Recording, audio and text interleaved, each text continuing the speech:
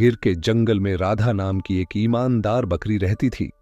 जंगल में उसकी और शेर सिंह की दोस्ती के चर्चे हर तरफ फैले हुए थे।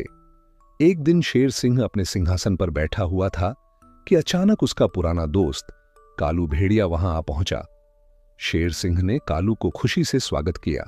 दोनों दोस्तों की दोबारा मुलाकात पर खुशी जताई गई। शेर सिंह ने कालू का परिचय अपनी सबसे विश्वसनीय साथी बकरी राधा से करवाया और उसकी ईमानदारी की सराहना की। उसने बताया कि वह अपनी सबसे कीमती चीज भी राधा के पास रखता है और यही उसकी ईमानदारी का सबसे बड़ा सबूत है। लेकिन कालू के मन में यह सुनकर ईर्ष्या पैदा हुई। उसके चेहरे पर हल्की सी मुस्कान थी, मगर उसके इरादे चालाक और खतरनाक थे।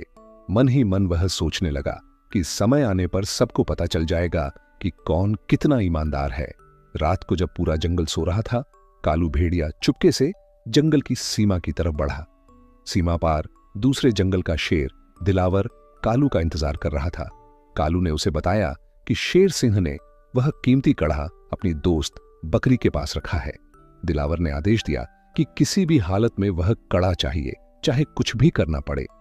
कालू ने दिलावर को एक योजना बताई कि वह पहले बकरी पर शेर सिंह का भरोसा तोड़ देगा और जब बकरी पर विश्वास खत्म हो जाएगा तो शेर सिंह खुद उस कड़े को वापस ले लेगा और यूं वह कड़ा कालू के हाथ आ जाएगा। दिलावर ने चेतावनी दी कि वह कड़ा चमत्कारी है और जिसके पास हो उसे हराया नहीं जा सकता। कालू ने वादा किया कि वह जल्द ही कड़ा लाकर देगा। अगले दिन कालू बकरी राधा के पास गया, उसे दुआएं दी और उसकी पूजा और ईमानदारी की तारीफ की।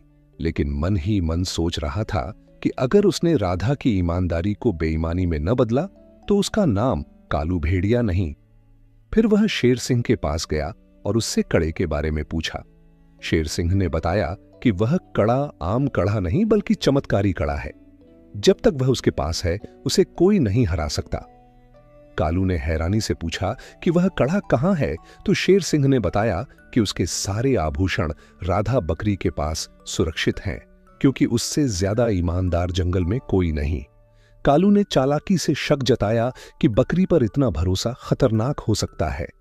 शेर सिंह ने उसे कड़ाई से डांटा, लेकिन कालू ने जोर देकर कहा कि अगर उसकी बात झूठी निकली तो वह अपनी जान दे देगा। उसने दावा किया कि उसने खुद बकरी को किसी अजनबी शेर से सौदा करते देखा है। कालू ने शेर सिंह को चमत्कारी कड़ा देने के बदले बकरी से इनाम मांगा। बकरी ने पूछा, क्या मिलेगा? तो कालू ने वादा किया कि उसे महामंत्री बनाया जाएगा और बकरियों के शिकार पर पाबंदी लगाई जाएगी। बकरी ने वादा किया कि अगली रात वह चमत्कारी कड़ा शेर सिंह को दे देगी। शेर सिंह हैरान था और उलझन में कि राधा जैसी ईमानदार बकरी पर कैसे शक करे। आखिरकार उसने फैसला किया कि राधा को कड़ा लेकर बुलाया जाए ताकि सच सामने आ जाए। राधा आई और शेर सिंह को कड़ा दिया, मगर शेर सिंह ने तुरंत पहचान लिया कि कड़ा नकली है। उसने राधा पर शक जताया और कालू ने मौका पाकर दावा किया कि यह असली कड़ा उसके पास है, जो उसने बकरी के घर से चुरा लिया था। सब हैरान रह गए। शेर सिंह को राधा से गहरी निराशा हुई। उसने तुरंत आदेश दिया कि उसे जंगल से निकाल दिया जाए। राधा की आंखों में आंसू आ गए और वह जंगल छोड़कर चली गई।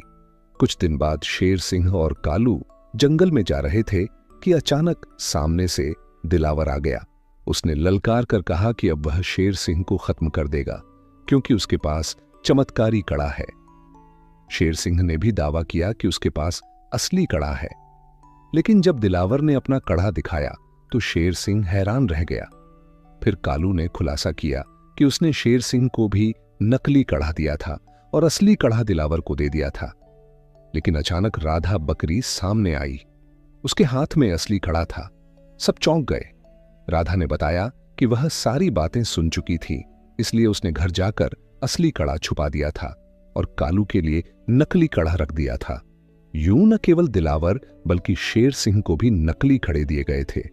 शेर सिंह को सारा सच पता चल गया। वह गुस्से से आग बबूला हो गया और कालू और दिलावर पर हमला कर दिया। चमत्कारी कड़े के जादू से उसने दोनों को बड़ी आसानी से हरा दिया। अगले दिन शेर सिंह ने एक बड़ी जनसभा बुलाई और सबके सामने राधा बकरी की ईमानदारी और वफादारी को स्वीकार किया। उसने न केवल चमत्कारी कड़े की बल्कि शेर सिंह की जान भी बचाई थी। इस कारनामे पर शेर सिंह ने उसे जंगल की महामंत्री नियुक्त किया। इसके बाद राधा बकरी जंगल की सच्ची रक्षक और वफादार सेविका बनकर पूरी ईमानदारी से सेवा करती रही।